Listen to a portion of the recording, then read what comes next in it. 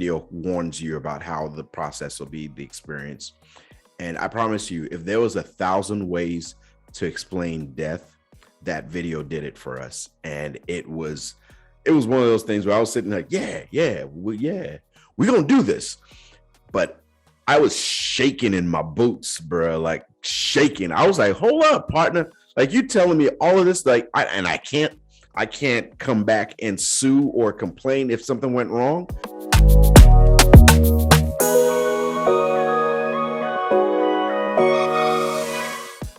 That's right. Welcome to another episode of Muisc and Nostalgia. It is I, your host, Dr. Peters, and I am so excited to be back here with you today. Here's another episode for you, and I cannot wait to give you guys this story. I'm blown away by just how we experience music and how we share our experiences with the world.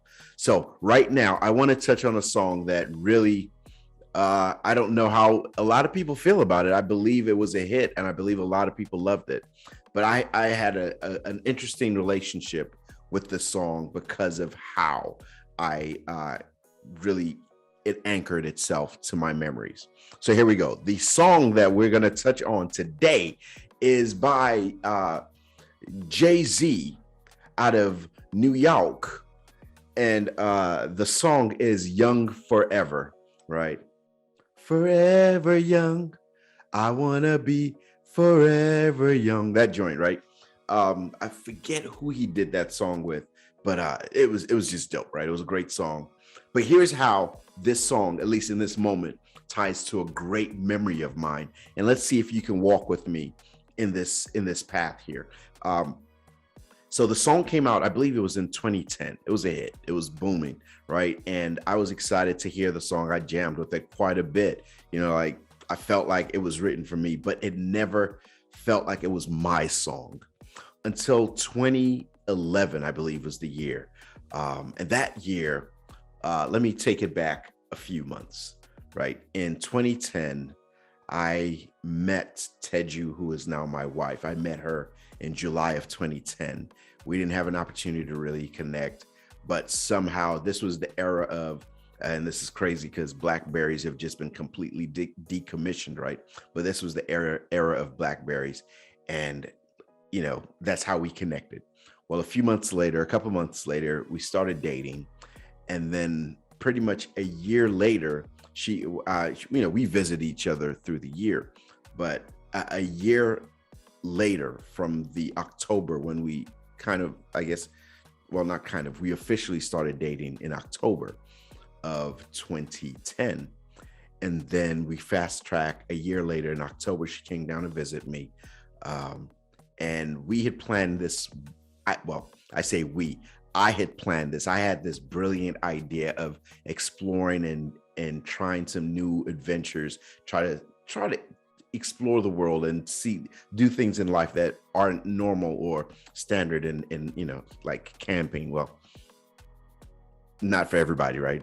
But I went camping a couple of times and stuff like that. Well, in this instance, it was a situation where there was this online deal site, right? And they would be like, listen, pumping out deals all the time.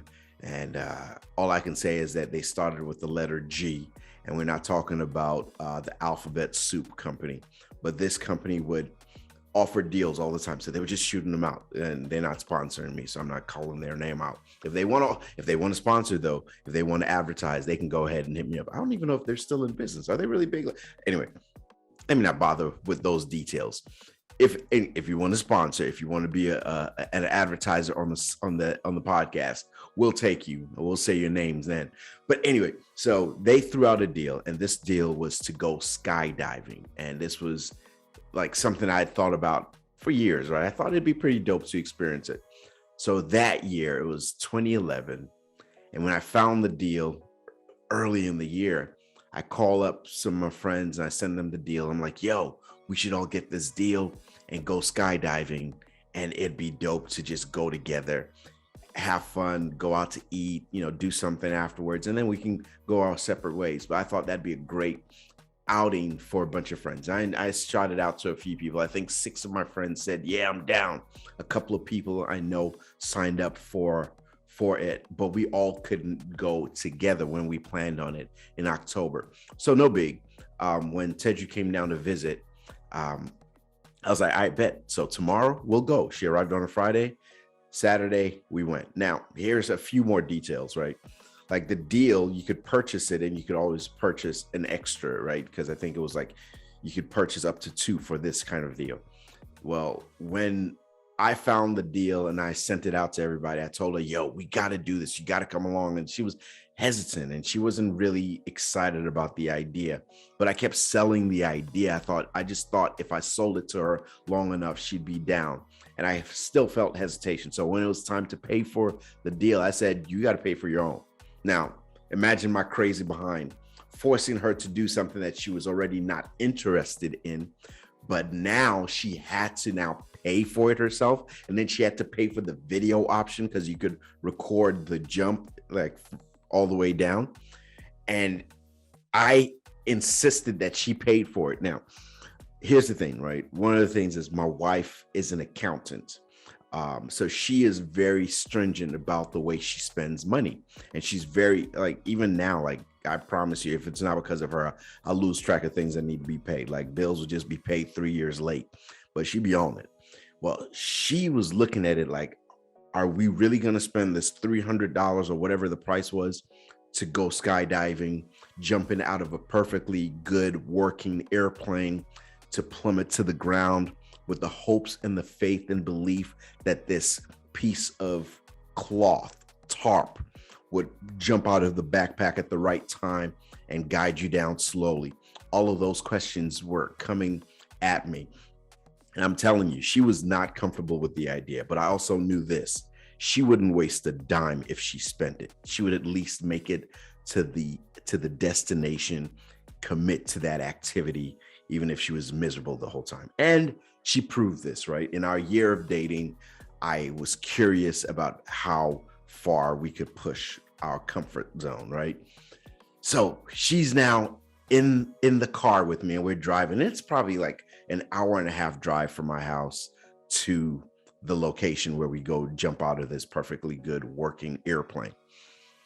And as we're driving, I'm like, yo, like I'm thinking, yo, we got to eat something. And I'm like, yo, you want to stop somewhere? Now, you know, she's from Rhode Island, so the place where they get coffee up there is very common. It's everywhere.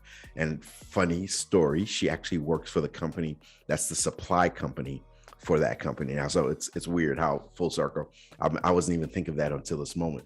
But she goes ahead and she's like, I'm good. I don't want breakfast. I don't want any coffee. I don't want anything to drink. Just leave me alone. You know, like you hear those things, leave me alone, please leave me alone. Like right, like she was just like, don't bother me. Like the whole time she's like super focused, like just staring straight ahead as we drive up. And we're going and we finally arrive at the destination. I remember hopping out of the car with all these mixed feelings coming all through me, right? Like I'll be real, I was excited. I was elated. I was out of my mind excited to experience something new. I had never done it, nor have I had anybody in my immediate circle that had done something so daring. A couple years prior, I remember my cousin and I were talking to my dad because he had recently retired. And so he had a little time. He flew into the States and we were like, yo, just go have fun, go somewhere. So he went to Hawaii. And my cousin and I talking to him and we said, he was like, yeah, I'm just chilling. We were like, why don't you go surfing now? Nigerian man, older guy, you know, we were like, you should try that.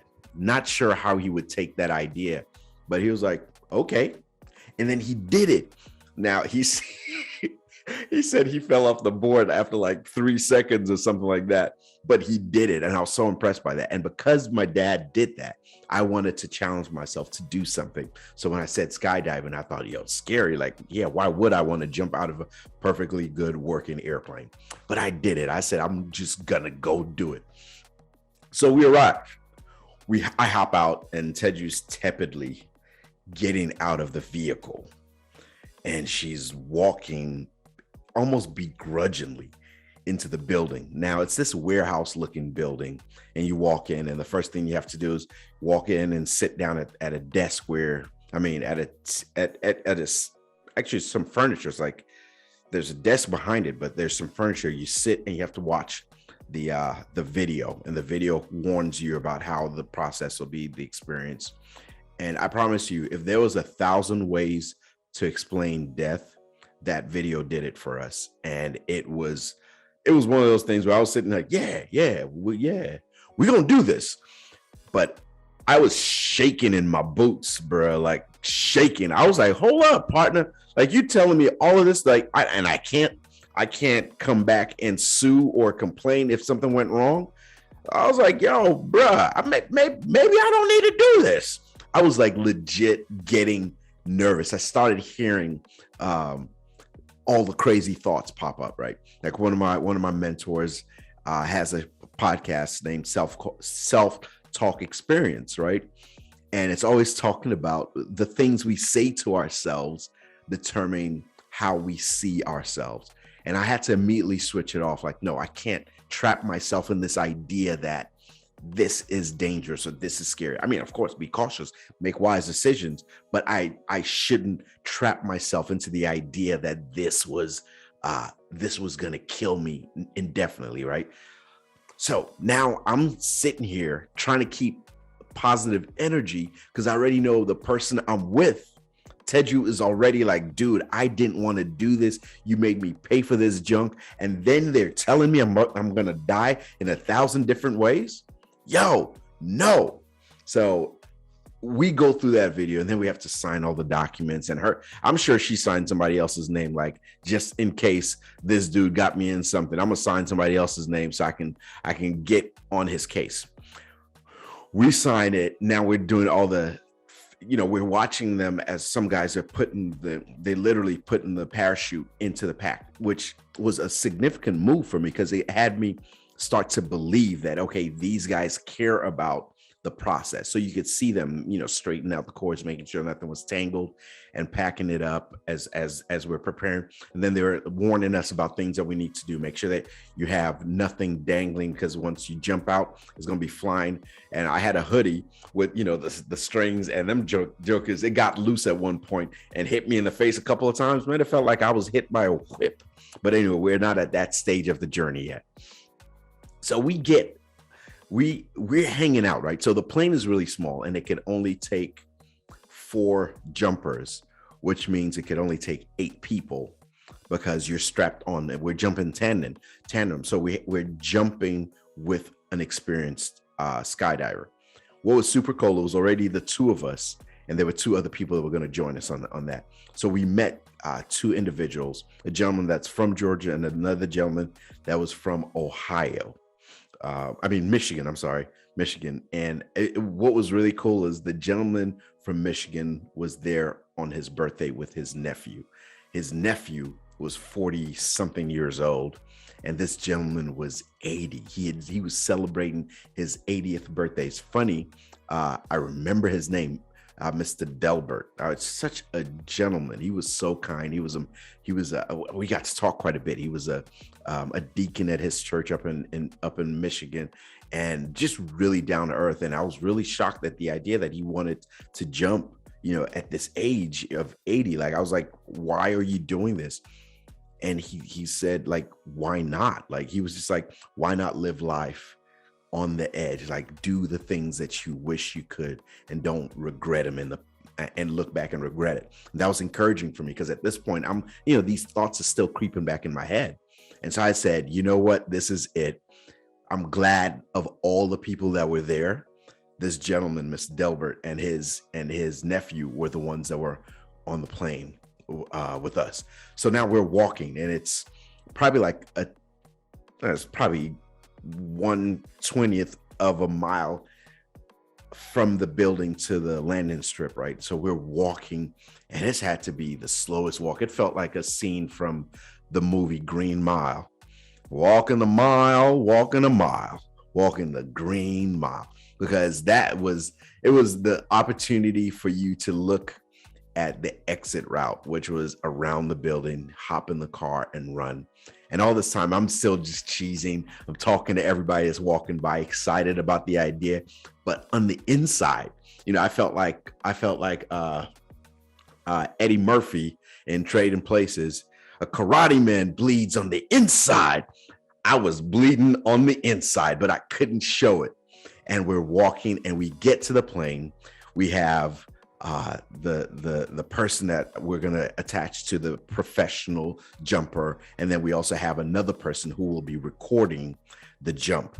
So each one of us actually had, like, all four of us had somebody. So once we got there, we step up and climb on the plane, and they explained to us they'd already explained to us the process, and then they explain a little more as we're getting on the plane, what we have to do with our hands again once we jump, and all of that, and our feet. So now here's another thing, right? Not knowing how the whole thing would work out. I guess in our heads, we were thinking, oh, it doesn't matter if you go in last, that means you jump last. No, you go in last, that means you jump first, because it's not like you can move around and rearrange yourself because you're strapped to somebody else. It was very intimate. So now we're taking off, and you're hearing blah, blah, blah, blah, blah, because it's a little plane, so you can hear the engine, you can hear all of this stuff, and we take off. We go up and away, and we get a little over, I believe we were over a mile up in the air or something of that nature. I may be getting this wrong. And so we take off. I mean, we're up there, and once we get the all clear to jump, I look around, and everybody's like, well, let me take this back. The gentleman that came with Mr. Delbert, his nephew, he jumped several times. So he came with his uncle because he wanted to. He said, "Unc, you come on down. I'll take you skydiving." So that was boom. Now remember, this was October, so a little chiller. So we wouldn't want to go up to Michigan for that. So now they call for the jump, and Teju's first. I'm sorry, like, I shouldn't be laughing at her, right? But she's first, and you can see now, which I think was probably the best thing. So she wouldn't have much more time to think about it, and shaking her boots and rattle and fear that maybe she wouldn't make it. So boom, it's like they tell you. I didn't know this with her, but we get to the door. When I'm second. I step to the door, and they say that, okay, we're going to go 1, 2, 3, jump. So I'm like, all right, bet, let's do this. At this point, I'm like, okay, all the fear is there, but I'm going to do it anyway. So he goes 1, 2, and we go. Like, I didn't have a chance to even clinch onto anything if I was nervous. And as we jump out, I wasn't sure what to expect. And I remember for a moment, like, I was just stuck. Like, I didn't place my arms where they needed to be. They were supposed to be held up and then you kick your legs back in a 90-degree angle. And I didn't do any of that because I was literally zoned out, and I could not believe it. But as I was looking around, it became so incredibly amazing to see what the world looked like from up there. And at that point, there was no other thoughts other than looking at the wide open space, looking at the trees in the distance, and from where we were, looking at the Atlanta skyline way out there. And then seeing as we slowly descended, I mean, it felt slow, but it was absolutely peaceful and quiet and freeing. Like, I didn't feel trapped by the confines of noise pollution or any of that. There was nobody near me that I needed to secure myself around them. It was peaceful. It was smooth sailing.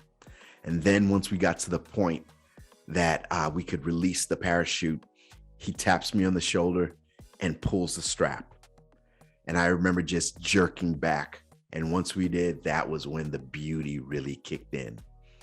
And now we're sailing around, and he took a few circles around. So we got to see lots of angles. And I was really immersed in the experience of living on the edge, stepping outside of my comfort zone, doing something that wasn't standard in my environment of living, in uh, my world of experiencing life. I had not experienced anything so wildly free at that point in life, and it was liberating. It was exciting to see that. And as we slowly soared down and took a few circles around and got to see everything from where we were that we could, and when it was time to land, he let me know, and he actually, here's another cool thing. He gave me control of the parachute. So I got to hold on to the parachute, the straps to pull and guide us in either direction. And it was just gentle pulls, and it would just kind of swirl you around a few times. And I got to and not swirl you around, but like, I could swing around in a big old circle. Just to experience what that was like was beyond words. And then when we landed, I remember that was one of the, I was glad I was a little bit in shape, because we had to kick our feet up. Like our legs had to be like hinged at the waist. It had to be a 90-degree hinge, it felt like. And then that's how we went into the landing. And I remember landing, and I let out the biggest woo. That was amazing. Like, it was liberating. I wish I had better words to express the type of freedom that I felt while I was up there and landing on the ground safely, of course. Well, anyway, Teju had landed quite a few seconds before me, because she wasn't down with all of the pulling and tugging and all of that. And as soon as I landed, I ran over to where she was, and I was like, yo, wasn't that awesome? And she looks at me deadpan face and goes, I'm never doing this again, like ever. And the crazy part of it is, I was like, so, but how was it? What did you see? She said, my eyes never opened up. I was praying the whole time. I said, Lord Jesus, just get me down, and I will never, ever, ever do anything crazy like this. And legit, everybody that heard that we did this was like, oh, is that when you proposed? I was like, nah, B, this was way before then. This was some months in advance. But I just thought it'd be an excellent way to build community, build culture, bridge some gaps between the two of us, because now it's something that we experience together. We could discuss, learn about how our hesitation, how we overcame, and how we were able to now build a bridge together based on an experience that we both had at the same time, but we're totally different. Well, now we're done with this part of it. We go back into the building, and one of the questions they asked is, all right, we're about to put this video together. What song do you want? And I drew a blank. Like, with the millions of songs that exist out there, what do you select? And I was just thinking, trying to figure out what was going on. And I remember what Mr. Delbert said. And he said, listen, you have to live now. And looking at him across the way, I just kept thinking, this man seems like the youngest person I've ever met at the age of 80. And I said immediately, let's go to that song, because I already knew that song. It was in my head. And so I said, let's go with Young Forever. They searched it, loaded up to the video, and I watched that video. Let me tell y'all, like, your boy was emotional. Like, I felt that. I mean, to the core of me, I felt that. I didn't even know how well it would fit with the jump. But at that point, there was so much, in many stages of our lives, there are many points where we have doubt in who we are. We don't know how to overcome the fear or the challenges or the pain that we're facing. And we don't know how to come out on the other side of those things and become better, right? And when I looked at that video, and with the thoughts that came along with the song, now the song is talking about being young forever. When the director yells cut, that you got to be okay with it, right? And I thought about that. I was like, after this jump, I want to make sure that when I do things, when I venture into something, that at the end of the day, at the end of the project, I can look back at myself in the mirror and say, dude, you did all right. Whether or not I came out with a perfect record or something looked good on the outcome of what I did, it didn't matter. What mattered was that I gave it my all. And I lived like my last day was that very moment. And that was what was magical about that experience. And this song really tied itself into like, I want to look at something because a couple of lines. It says, so we live a life like a video. I mean, think about it. If our lives are being recorded every moment of our lives, do we live it like we see the fancy music videos or reality shows or whatever it is that's just glamorous? Or do we just live ordinary, like not doing anything to really stretch ourselves to grow beyond where we currently are? It's just magical to see that when you see such lyrics, right? Like